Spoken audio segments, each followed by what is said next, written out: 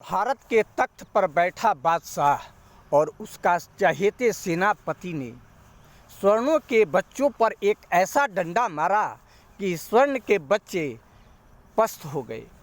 विश्वविद्यालयों में यूजीसी के तहत एसी/एसटी एक्ट का जो फार्मूला उनके दिमाग में कहाँ से आ गया।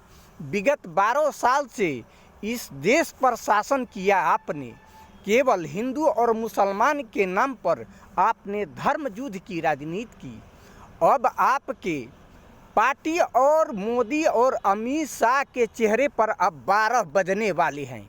12 बजने वाले हैं, पक्का 12 बजने वाले हैं। और स्वर्णों के वे सांसद और मंत्री कहाँ थे?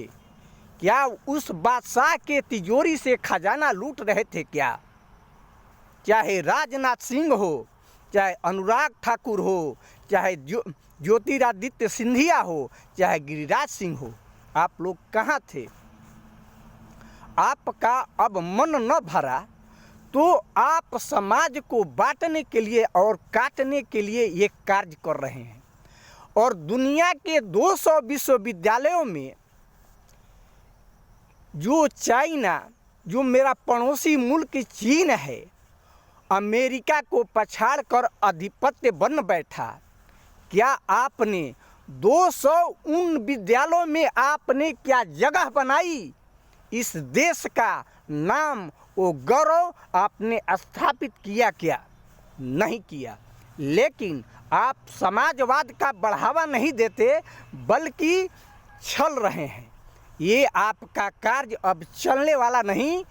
आज याद रखिए, इस देश की खूबसूरती स्वर्ण है। इस देश की परछाई से अगर कोई बाहर निकाल सकता है तो वो स्वर्ण है। स्वर्ण केवल अपने लिए नहीं मरता, समाज के लिए मरता है। याद रख लेना मोदी जी। ये जो आप मानसी जो पाल रखे हैं स्वर्णों में, वो अब मानसी अब नहीं बचेंगे। अब भारत के जितने स्वर्ण हैं वे अब महाराणा प्रताप जरूर बनेंगे। याद रख लेना। अगर आप एक स्वर्ण समाज के नेता को आप पार्टी के राष्ट्रीय अध्यक्ष बनाते हैं तो सोचते हैं कि उस स्वर्ण समाज के नेता के कंधे पर बंदूक रखकर मैं फायर कर दूंगा, तो आपका फायर नहीं, डिस्फ्यूज हो चुका है। याद रखिए, ये जो चैनल है ना, डायनामाइट WC है, ये बिहार का है और भोजपुर का है और आरा का है। खून में हमारी अंगड़ाई है।